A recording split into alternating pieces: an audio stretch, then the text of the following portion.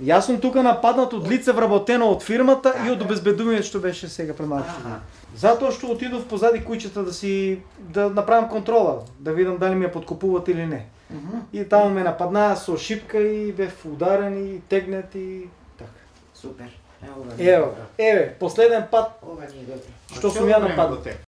Го земали својот данок градежната урбана мафија и во Кавадарци. Се прашува кавадарчаницот Кире Стојков, кој тврди дека со бесправна градба на стамбена зграда, која е лоцирана веднаш до неговата куќа, му е подкопан темелот од куќата.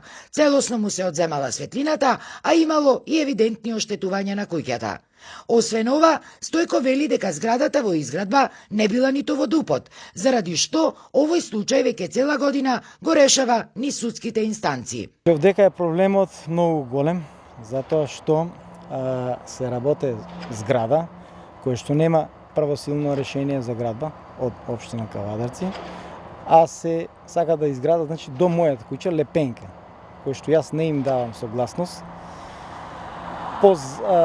По закон, по сите законски нормативи, треба да е од мене 3 метра најмалку оддалечен објектот кој што треба да се граде.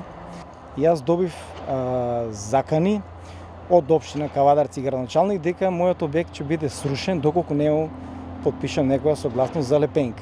Јас добив закани од страна на инвеститор дека ќе бидам убиен, ликвидиран, јас и моето семејство, затоа што не подпишувам согласност. Инвеститорот Ден Макпак, како и градоначалникот Митко Јанчев, ги отфрлаат сите овие обвинувања и тврдат дека се било според закон и дека насилникот и заканувачот всушност бил Стојков. Све е по закон.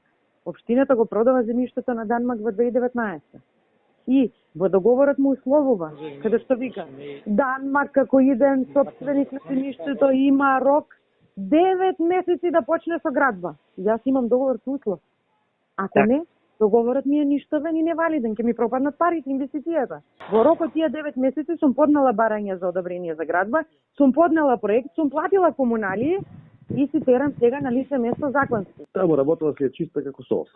Имаш работа со луѓе насилници кои што имаат 3 кривични пријави да правиат 4 пачки, насилните пачки го тешки повреди му нанесија на инвеститорот. Секторот за издавање на градски дозволи. Вие тука, поведете, ќе си одбиен човекот.